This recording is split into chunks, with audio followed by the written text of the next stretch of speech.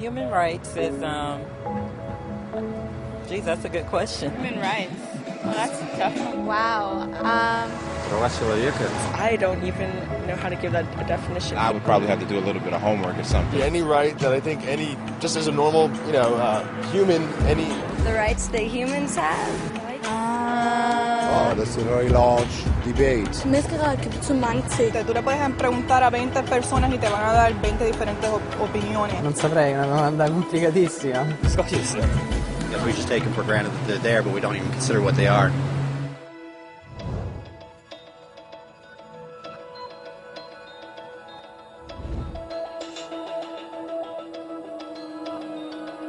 Los derechos humanos son los derechos que tienes simplemente por ser humano. Es la forma en que instintivamente esperas que se te trate y el trato que mereces como persona, como el derecho a vivir en libertad, hablar con franqueza y ser tratado con igualdad. Hay muchos tipos de derechos. La mayoría tienen que ver con cierto grupo. Pero los derechos humanos son los únicos que le corresponden absolutamente a todo el mundo en todas partes. Eso significa niños, gente mayor, pobres, jugadores de básquet, basureros, cantantes de rap, maestros, africanos, indios, albanos, cristianos, musulmanes, cabalistas, ateos, tu madre, tu padre, el vecino y tú. Todos tienen los mismos derechos humanos exactos. En otras palabras, son universales. Pero la cuestión sigue en pie. ¿Qué son? Name the human rights? What the human rights are? the right to live, equality between all peoples. Right to religion, the right to... Is there supposed to be a list somewhere I should be aware of? De acuerdo con las Naciones Unidas, hay un total de 30 derechos humanos, que generalmente se agrupan y se llaman simplemente derechos humanos. Se enumeran en la Declaración Universal de los Derechos Humanos, que es el documento sobre el tema más aceptado en el mundo. Pero llevó mucho tiempo para que llegaran. Al principio no había derechos humanos. Si estabas con la gente adecuada, estabas a salvo. Si no, no lo estabas. Pero entonces Ciro el Grande decidió cambiar todo eso. Tras conquistar Babilonia, hizo algo completamente revolucionario. Anunció que todos los esclavos podían irse en libertad. También dijo que la gente era libre de elegir su religión, sin importar de qué grupo fueran parte. Documentaron sus palabras en una tablilla de arcilla, conocida como el cilindro de Ciro, y así sin más nacieron los derechos humanos. La idea se extendió rápidamente, hasta Grecia, la India y al final hasta Roma. Se dieron cuenta de que la gente seguía de forma natural ciertas leyes, incluso aunque no se les dijera que las siguieran. Llamaron a esto derecho natural, pero siguió siendo pisoteado por quienes se encontraban en el poder. No fue hasta 1000 años más tarde en Inglaterra donde finalmente hicieron que el rey estuviera de acuerdo en que nadie podía invalidar los derechos de la gente, ni siquiera un rey. Los derechos de la gente fueron finalmente reconocidos y estaban ahora a salvo de los que estaban en el poder. Hasta cierto punto. Todavía hizo falta que un grupo de rebeldes británicos declarara su independencia antes de que el rey entendiera que todos los hombres han sido creados iguales. Es decir, no es que a él le gustara la idea, sino que no pudo pararles, y así nació América. Los franceses siguieron inmediatamente con su propia revolución por sus propios derechos. Su lista era más larga e insistían en que esos derechos no eran solo inventados, eran naturales.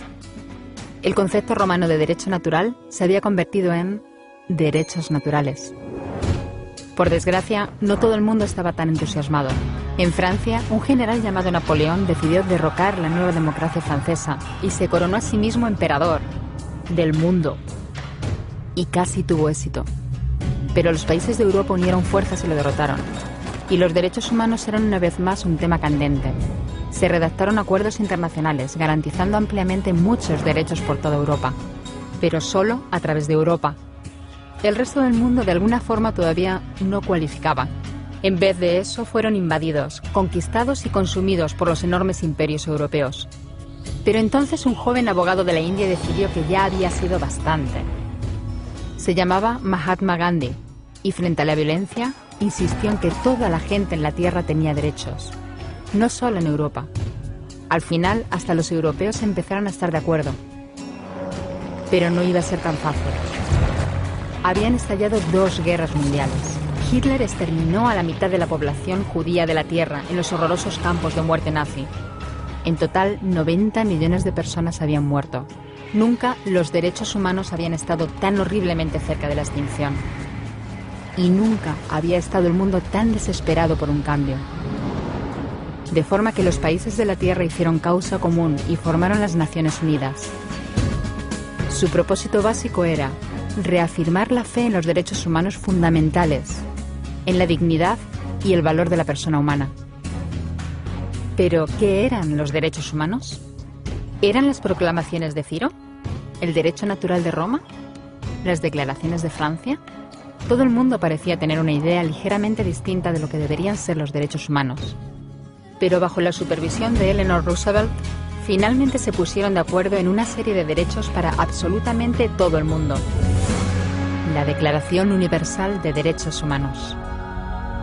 El concepto francés de los derechos naturales se había convertido finalmente en los derechos humanos. Así que, en resumen, al principio solo unos cuantos afortunados tenían derecho alguno, hasta que uno de ellos decidió, oye, otra gente también debería tener derechos, lo que fue estupendo, salvo que no todo el mundo estuvo de acuerdo. Y solo que llevó unos cuantos miles de años de lucha, declaraciones y más lucha hasta que finalmente todo el mundo estuvo de acuerdo en que los derechos humanos deberían ser para todos. Y vivieron felices y comieron perdices. Salvo que hay un pequeño problema. Si la gente tiene derecho a la comida y el cobijo, ¿por qué hay 16.000 niños muriendo de hambre cada día? 1 cada 5 segundos. Si la gente tiene libertad de expresión, ¿por qué hay miles de personas en prisión por hablar claro? Si la gente tiene derecho a la educación, ¿por qué hay más de 1.000 millones de adultos incapaces de leer? Si la esclavitud ha sido abolida verdaderamente, ¿por qué hay 27 millones de personas todavía esclavizadas hoy en día? Más del doble de las que había en el siglo XIX. El hecho es que, cuando se firmó, la Declaración Universal de los Derechos Humanos no tenía la fuerza de la ley. Era opcional. Y a pesar de muchos más documentos, convenciones, tratados y leyes, todavía es poco más que palabras en una página. Así que la cuestión es, ¿quién hará que esas palabras sean una realidad? Cuando el Dr. King se manifestó en pro de la igualdad racial, se estaba manifestando por los derechos que las Naciones Unidas habían garantizado hacía casi 2 décadas. Pero con todo, se manifestó. Cuando Nelson Mandela defendió la justicia social en la década de 1990, su país ya había estado de acuerdo en abolir esa discriminación desde hacía ya casi 40 años.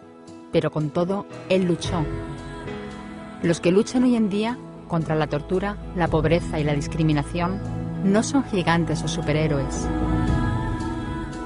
Son gente, niños, madres, padres, maestros, individuos librepensadores que se niegan a quedarse callados, quienes se dan cuenta de que los derechos humanos no son una lección de historia, no son palabras en una página, no son discursos, ni anuncios, ni campañas de relaciones públicas. Son las elecciones que hacemos cada día como seres humanos. Son la responsabilidad que todos compartimos, de respetarnos mutuamente, ayudarnos y proteger a los necesitados. Como Eleanor Roosevelt dijo, ¿dónde empiezan después de todo los derechos humanos universales? En pequeños lugares cerca de casa, tan cerca y tan pequeños que no pueden verse en los mapas del mundo. Aún así, son el mundo de la persona individual, el barrio donde vive, la escuela o la universidad a la que asiste, la fábrica, la granja o la oficina donde trabaja. Esos son los lugares donde cada hombre, mujer y niño buscan justicia igualitaria, igualdad de oportunidades, dignidad igualitaria sin discriminación. A menos que esos derechos tengan un significado ahí, tienen muy poco significado en cualquier otra parte.